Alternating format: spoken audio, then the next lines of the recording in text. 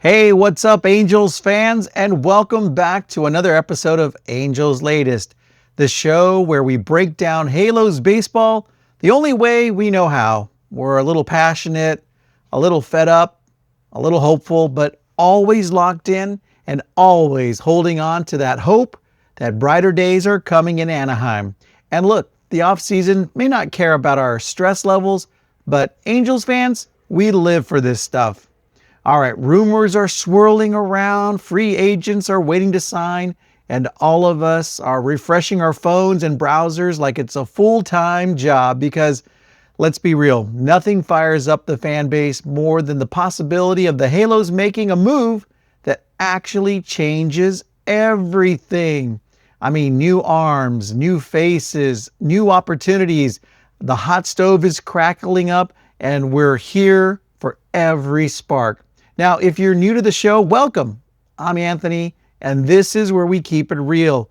We keep it honest, and we keep it all about your Los Angeles Angels. So welcome, and thanks for joining me. Settle in, grab your go-to drink, take a deep breath, and let's jump right into it. All right, Angels fans, let's jump into the first topic, and that's a name the Halos absolutely have to keep their eyes on this offseason. Again, we're still talking pitching, and that's Robert Suarez. He is one of the most fascinating late bloomer stories in all of baseball. I mean, Suarez wasn't drafted. He wasn't climbing some top prospect ranking. I mean, he was literally working as a security guard and doing construction jobs back home in Venezuela while pitching in local leagues on the side and trying to keep his baseball dreams alive. Somehow, though, through sheer work, ethic, and perseverance, he climbed from the Mexican League to Japan's NPB to eventually making his major league debut at 31 years old. Now, in Mexico, he dominated with a 171 ERA. That's his great earned run average. And he rebuilt himself in Japan after having elbow surgery and then signed with the Padres. And since arriving to the Major League Baseball scene, he's been one of the most effective closers in baseball. Let's talk about his numbers because Suarez's stats jump off the page. Across his major league career, he owns a sub-300 ERA, a whip around .98, and he's racked up 77 career saves. And you might be asking, well, what happened last season? Well, he led the entire National League with 40 saves. I mean, that's a legit closer production. And his stuff, it's electric, plain and simple. He throws a 98 to 99 mile per hour four-seamed fastball, and he pairs it with a nasty changeup that just falls off the table. He'll mix in the occasional cutter or sinker, but the fastball changeup combo is so good, he really doesn't need much else. And mentally, he's rock solid. I mean, Suarez has pitched in Japan, in pressure cookers, in postseason spots, and never looked rattled. He's calm, composed, and incredibly mature. Exactly what you want in the ninth inning. And even better, he's durable. I mean, despite debuting late, he's handled full workloads, and he hasn't even shown a real signs of any slowing down, which matters when you're throwing upper 90s gas every night. But now let's shift to what Angel fans really want to know. Now, would Suarez be a great fit for us at the Angels? And short answer, yes.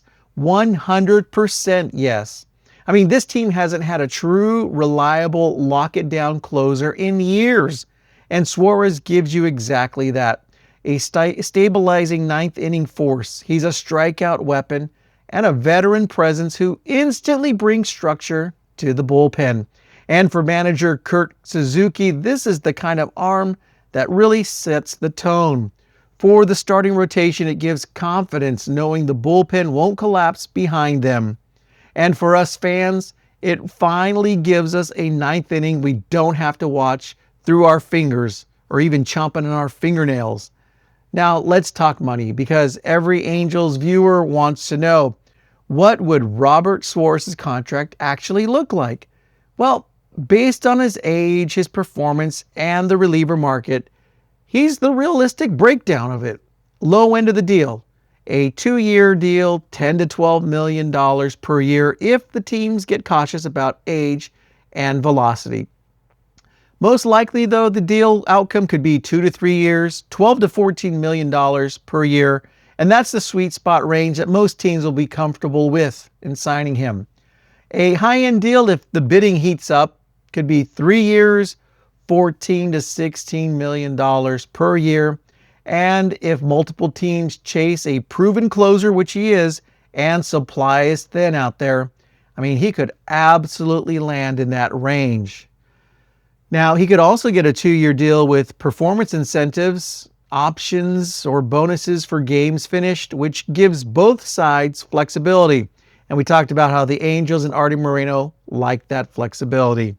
Now, here's the key takeaway. Of all 3 of those contract ranges, they are totally realistic for the Angels, and none of them break the bank, and all of them give the Angels the elite late inning arm they desperately need. So the big question begs now, would the Angels actually pull the trigger?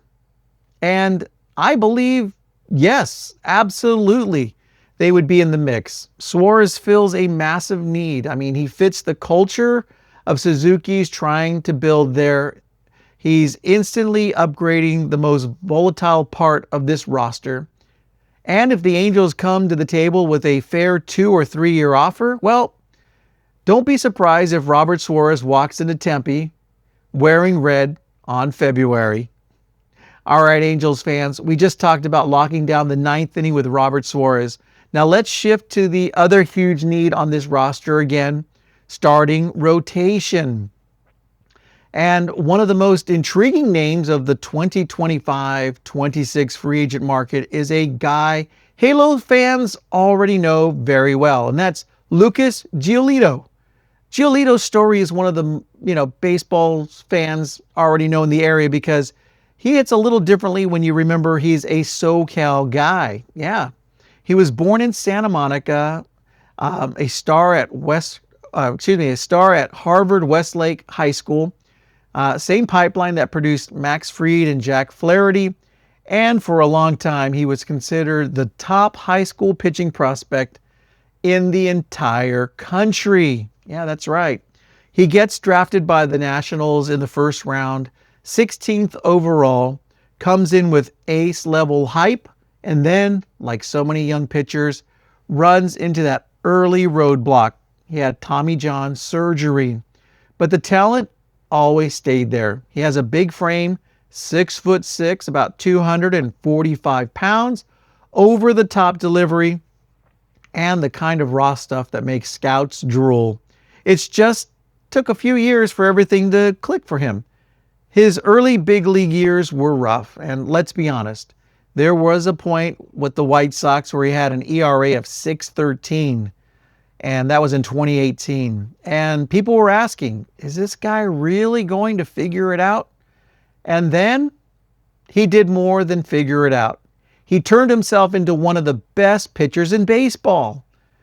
And from 2019 through 2021, Lucas Giolito was flat out legit.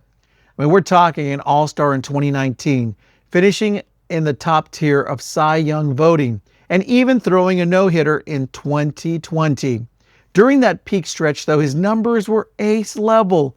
He had an ERA in the mid-3s, a whip around 1.1 or so, double-digit strikeouts per 9 innings, and a strong WAR statistic. I mean, totals that placed him among the top starters in the American League. So he definitely had a big turnaround. In plain English, for about 3 years, he pitched like a legit number 1 or number 2 starter on a playoff team. Then came the roller coaster ride. In 2022, he was a step backwards. The earned run average jumping up. The mechanics getting a little out of sync, and the fastball command really not quite there. And then 2023 was one of the strongest seasons of his career. He gets moved at the trade deadline, bounces through multiple clubs, including a stint with the Angels. And the final line doesn't really tell the whole story. There were flashes of old Giolito, but also inconsistency and some home run issues when the fastball leaked over the plate. Now, the last couple of seasons have basically told us this. Lucas Giolito still has the tools to be a high-end starter, but he's no longer the automatic set it and forget it ace he was in 2019 to 2021. Now, he's a high upside, mid-rotation arm who can pitch like a number 2 when everything is synced up and like a number 4 when it's not. So let's talk about the arsenal because that's still really good. First, the 4-seam fastball. It's not upper 90s anymore. He's more in that 92 to 94 mile per hour range now, but it plays up because of his extension and his ability to ride it at the top of the zone. His signature weapon is the changeup. That's the pitch that made him an all-star. A big velocity separation off the fastball with a late fade, and it absolutely devastates left-handed hitters when he's commanding it well. And then he's got the slider, which is, when it's sharp, gives him that third weapon to put hitters away, especially the righties. And occasionally he'll mix in a curve early in the counts just to steal a strike. So at his best, you're looking at fastball up, changeup down, slider breaking off the plate, and hitters guessing wrong all night long. Now, it's not all sunshine and roses. We've got to be real about the risk factors with Giolito. Number one, there's been a small velocity dip compared to his peak years, and he can still get outs, but the margin for error is smaller when you're not blowing 96 or 97 by people. Number two, he's had some issues with home runs. When the fastball command isn't there, or when he yanks a changeup, the ball can leave the yard in a hurry. Number three, recent seasons have included some arm fatigue and minor elbow or forearm concerns. Now, nothing on the scale of a massive long-term injury recently, but enough to make front offices think carefully about the years and dollars. And finally, he's been inconsistent year to year. I mean, there are stretches where he looks like a guy who threw a no-hitter and others where he looks more like a back-end starter trying to grind through the 5 innings. But when it all comes down to it, I mean, you put it all on the table. What kind of contract does Lucas Giolito realistically get in this 2025-26 free agent class? Well, he's not in that top-tier market with guys who are still in their absolute prime. But he's also not a reclamation project. I mean, he's somewhere in the middle. He's a proven veteran with ace-level upside, but some recent question marks do come up. Now, here's how I see it breaking down for the low-end scenario. You know, it could be a 2-year deal around $12 to $14 million per year. And if teams are really nervous about the recent injuries and inconsistency of him, most likely scenario is a 2 to 3 year deal in that $12 to $17 million per year range. And that's the classic pay him like a strong number 3. I mean, hope he pitches like a number 2 contract. The high-end scenario, if the market gets thin on starting pitching and there's a bidding war, I mean, you could see something like 3 years at $17 million per year with maybe some incentives for innings pitched or awards. So we're not talking about a 9-figure mega deal here. What we're really talking about is that mid-tier, possibly high upside veteran starter contract that good teams use to round out a playoff rotation. Now, here's the big question, and the one Angels fans really care about. Would Lucas Giolito make sense to bring back to the Los Angeles Angels? And from my perspective, yes, if the price and the years are absolutely right. And here's why. I mean, the Angels rotation desperately needs stability in innings. Giolito has shown that he can give you 150 plus innings when he's healthy and with stretches of borderline ace performance. Now, that alone has real value. He also fits really well under new manager Kurt Suzuki, who is a former catcher and values pitch sequencing, game planning, and communication between the mound and behind the plate. Giolito is a smart pitcher. He thinks through the at-bats, and he can make adjustments in the mid-game, and he won't be overwhelmed by expectations. And in the Southern California roots, being back into an area he knows, with fans he's already familiar with, and you could absolutely see a scenario where he settles in, finds some comfort, and puts together one of those bounce-back seasons that makes the contract look like a bargain. And that's what the Angels are looking for. Now, are there risks? Absolutely. I mean, you have to build in the possibility of another up and down year, and you have to acknowledge the home run tendencies. Now, but for an Angels team that needs multiple starting arms, Giolito is exactly the type of pitcher you're rolling the dice on. Now, he doesn't cost you prospects. He doesn't completely cripple the payroll. And if he hits and he raises the ceiling of your rotation significantly, well then, if you had to put a number on it, I'd say there's a very real chance the Angels are on Giolito as part of the multi-arm rotation upgrade this offseason. Now, if the contract lands in that 2 to 3 year, $12 to $17 million per year window, I think a reunion makes a lot of sense. And it might be one of those moves people look back and say, that quietly changed the trajectory of this pitching staff. All right, Angels fans, in our first two segments, we broke down two major free agent names who could impact the roster, pitching and relief pitching, starting pitching and relief pitching. But now it's time to look at something just as important, maybe even more important, and that's the new Angels 2026 coaching staff. I mean, this is the first full staff under manager Kurt Suzuki, and the Angels didn't just make small adjustments. I mean, they made significant strategic hires that tell you exactly what kind of culture and identity Suzuki wants to build. So let's break it all down. Let's start off with the man at the top, the manager himself, Kurt Suzuki.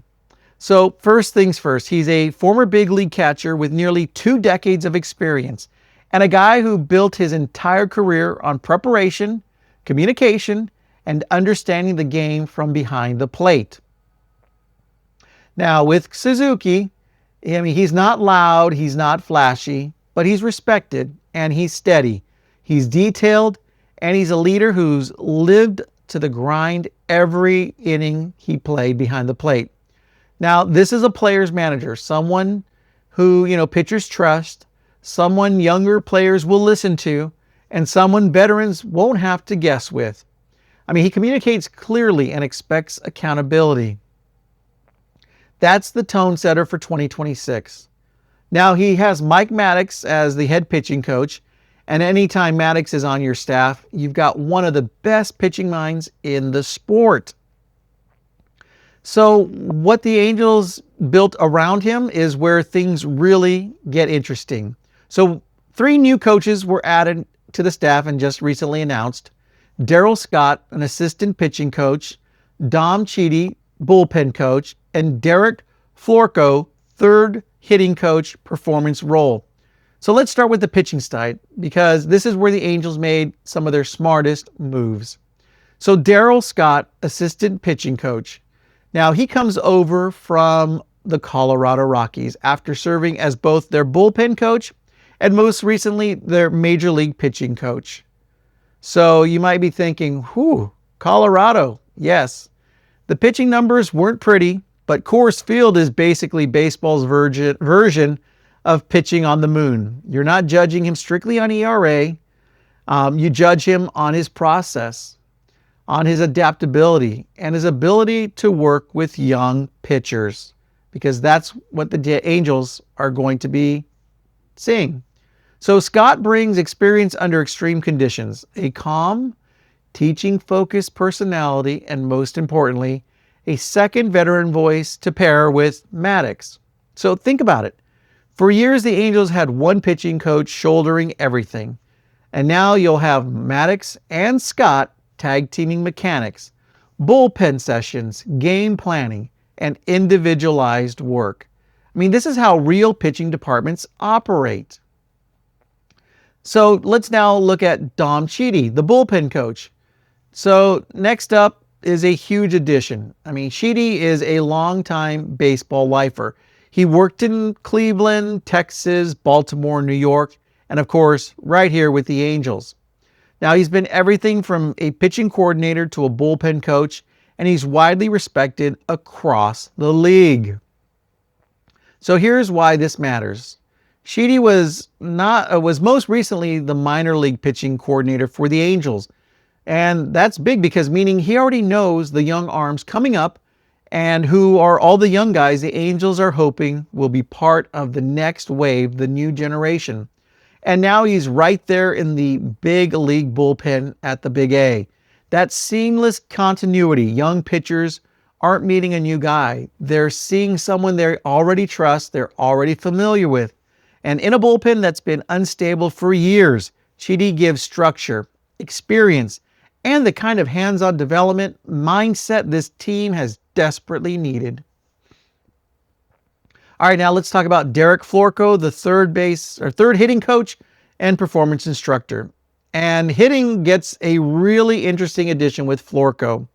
Florko has been a hitting instructor in the Angel system since 2019, working everywhere from Single A Inland Empire to Double A Rocket City to the Arizona Complex League as a performance coach. So he has a lot of familiarity and deep roots in player development.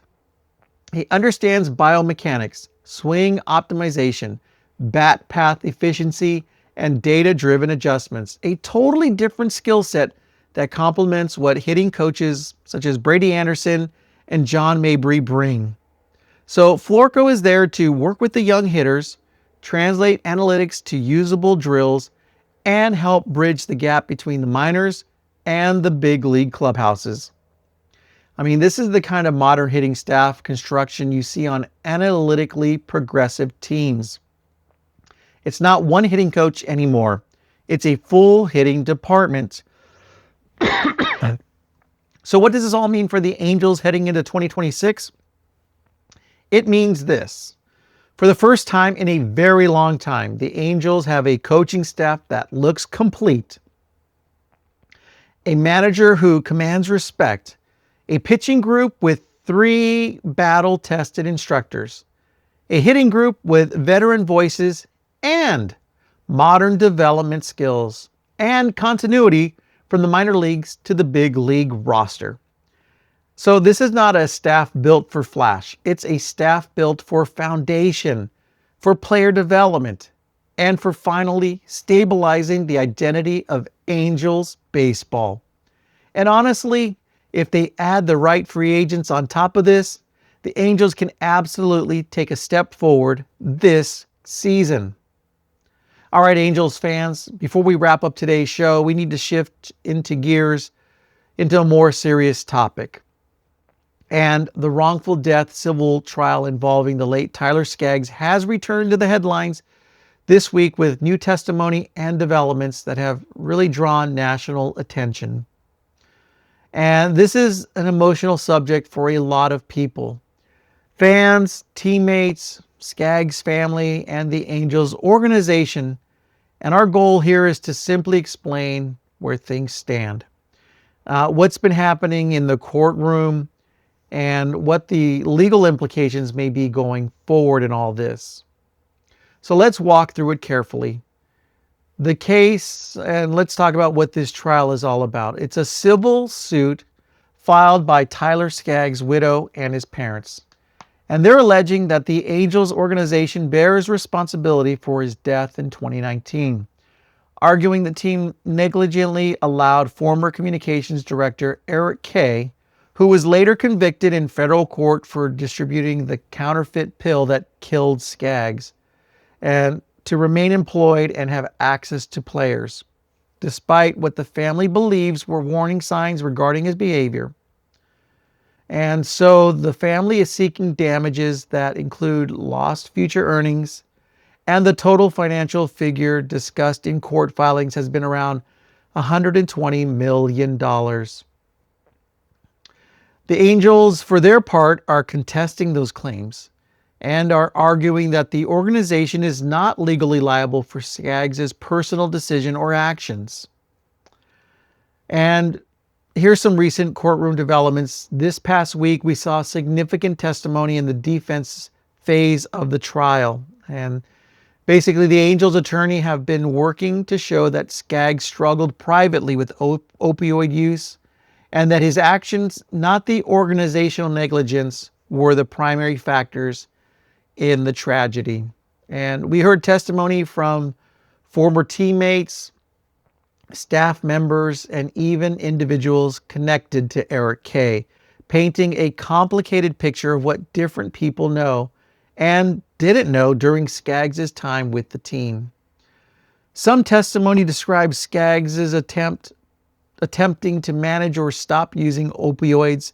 Others revealed text messages among players that the defense claims demonstrate independent decisions and behavior outside team oversight. And on the other side, the Skaggs family continues to argue that the team failed to properly identify or address the risks associated with having an employee in active addiction working closely with major league players. I mean, it's important to emphasize now, the testimony has been emotional, it has been very complex, and it has not produced one single simple narrative. So here's what's at stake and what this all means as what's actually hanging in the balance here. So number one, financial responsibility. If the jury finds the Angels liable, the damages could be substantial, and this would become one of the largest civil judgments tied to a professional sports organization. Number two, organizational responsibility. A ruling against the Angels could bring deeper scrutiny to team policies around staff oversight, player wellness, and how non-medical employees interact with the players. And number three, league-wide implications. If the court rules that a team can be held liable in circumstances such as this, other MLB clubs and potentially other leagues may reevaluate how they vet, monitor, and support employees who have direct access to the players. So the question is, where may this be heading? So there's no verdict yet, and the defense is still making its case, and the jury has a very difficult job ahead of them. Because this is not a straightforward baseball question. It's a question of legal liability, organizational responsibility, individual responsibility, and the heartbreaking reality of addiction. Regardless of the outcome, the Skaggs family has suffered a profound loss, and nothing in this courtroom will ever change that. And what this trial may decide, however, is responsibility is shared or not shared between individuals and institutions when tragedies like this occur. As we continue to follow this case, we'll keep our updates factual, measured, and respectful to everyone involved. Tyler Skaggs was a teammate, a friend, a husband, a son, and a beloved part of the Angels community. Our thoughts continue to be with his family as this difficult trial moves forward. All right, Angels fans, that's going to do it for this episode of Angels Latest. And what an episode. Today we covered a ton of major storylines shaping the Angels offseason. We broke down Robert Suarez, his incredible journey, his dominance in the ninth inning, and why he could immediately stabilize a bullpen that desperately needs a true closer. And then we dove into Lucas Giolito, the highs, the lows, the ace-level upside still in the tank, and whether a reunion with the Angels could quietly be one of the smartest rotation moves the Angels make. And then we took a deep dive at the 2026 coaching staff as it finally rounded out, with Kurt Suzuki at the helm, Darryl Scott and Dom Chidi strengthening the pitching department, and Derek Florko adding a fresh modern layer into the hitting group. It's a staff that finally feels complete, connected, and built for real development. And then, of course, we closed on a much heavier topic, the latest updates in the Tyler Skaggs civil trial. It's a difficult story, an emotional story, and one we'll continue to approach with respect and care as the proceedings unfold.